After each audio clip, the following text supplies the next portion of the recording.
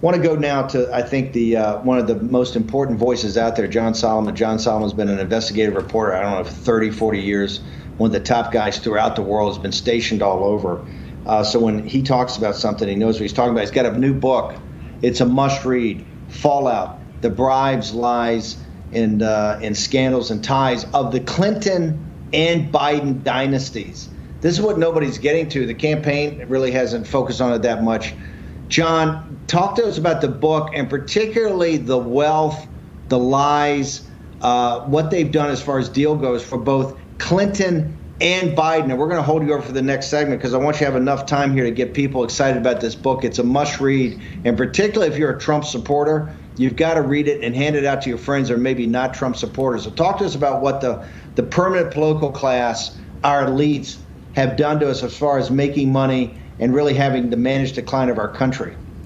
Well, first, thanks for having me on, Steve. And what we set out to do in this book is to figure out why, of all the things that Hillary Clinton could pick to attack Donald Trump, why she chose Russia. And what we found out from interviews, more than 100 interviews and more than 10,000 pages of documents we obtained, was that Hillary Clinton did a survey in the summer of 2015 about all of her liabilities: Whitewater, the Rose Law Firm billing records, Vince Foster, the email scandal, and of all the things that were in the way of her getting the presidency, the Russia reboot, the fact that she was rebooting Russia relations with Obama and Biden while Bill Clinton had his hand out with $500,000 checks for speeches and multi-million-dollar donations for the Clinton Foundation, that was the single largest liability she had. We have the poll. You can actually see it in the book. And so they set out on what we call a neutralization strategy. We want to scare Republicans away from using Russia in the 2016 election. And that's how we ended up with Christopher Steele on the bogus dossier and the Russia allegations of collusion that never were. And what we found out was that really it was a cover-up for the single largest, worst foreign policy mistake in modern American history. The Russia reboot that Obama, Biden, and Clinton did together gave billions of dollars of nuclear contracts, hundreds of millions of dollars of uranium under the earth, made America reliant on Russia uranium for nuclear power plants for decades to come.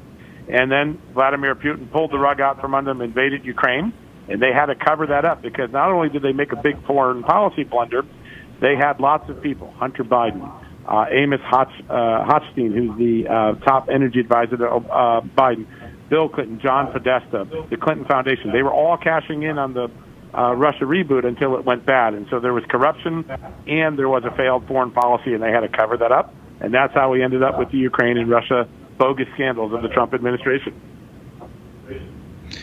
Why does it take, and Raheem, let me know the time here, why does it take John Solomon and guys like Peter Schweitzer to continue to do these amazing books with all this research? It takes them years to do. You got all this original research.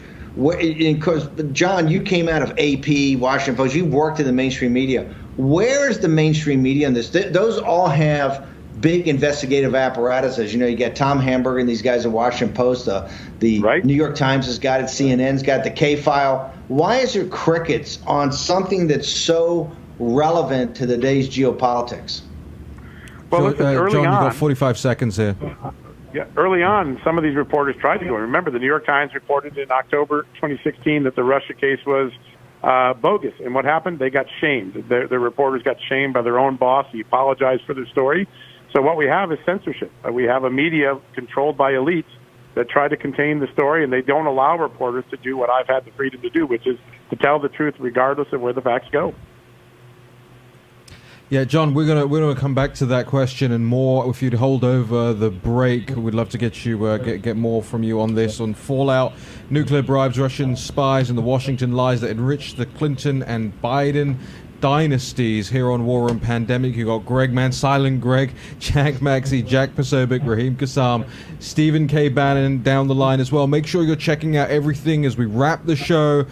Greg puts together the show notes for you, so you got everything. Going to have links to John Solomon's book, everything that's going on in Kansas, Damani Felder's YouTube channel, all of it in one place at pandemic.warroom.org. We'll be back with more John Solomon. We got John Solomon on. He's talking about corruption, the failed nature of our elite. John, your book, Fallout, talking about the Clinton and Biden dynasties. let's focus on Joe Biden for a second. The mainstream media has done almost no reporting whatsoever about Biden's graft, corruption, and competence. Talk about what you found out about the Biden dynasty.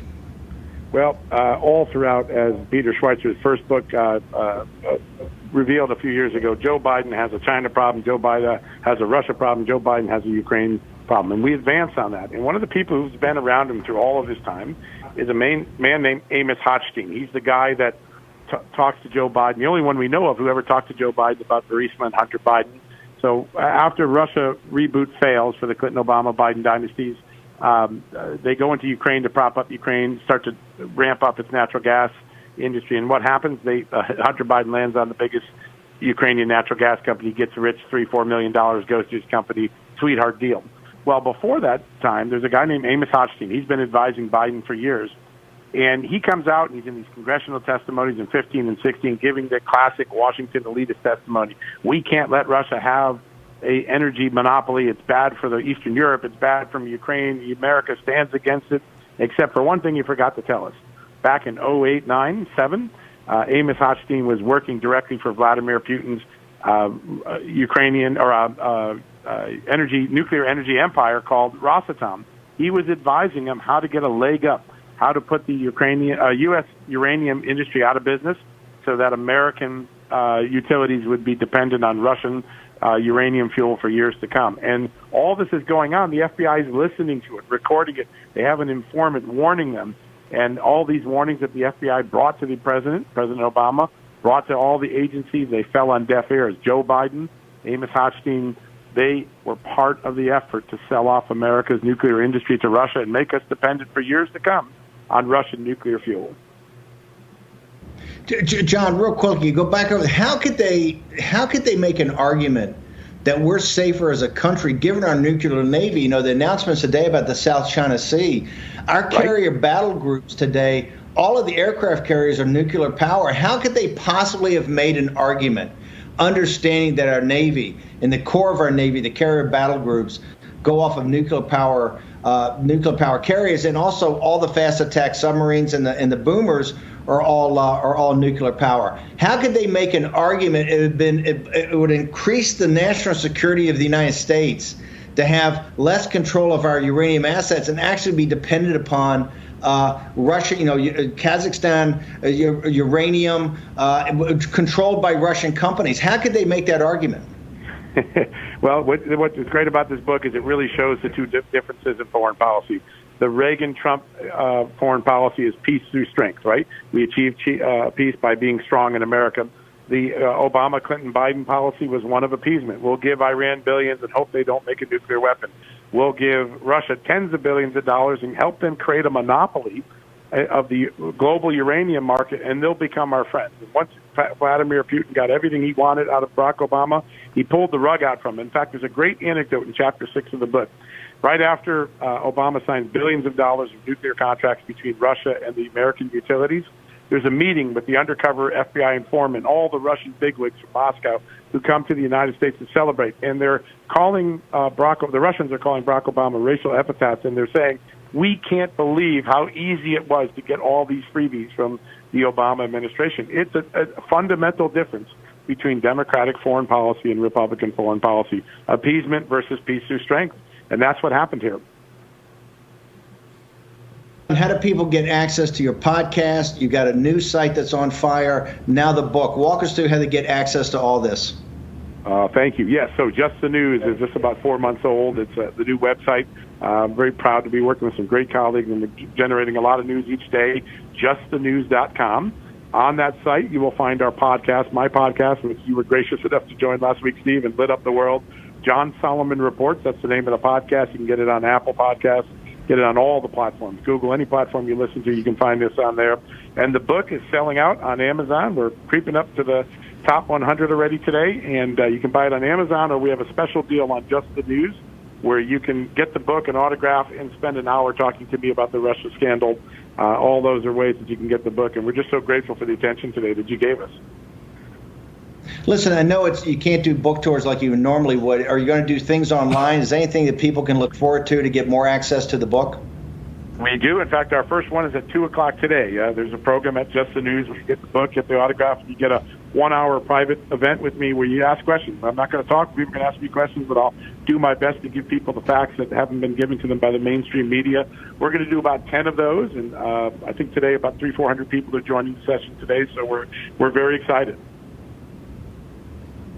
Okay, John, thank you so much. I want everybody in our audience to get on this. This book's going to be a major book. It's going to help define the 2020 campaign. John, thank you very much. John Solomon from John Solomon Report and Just the News. Thank you, sir.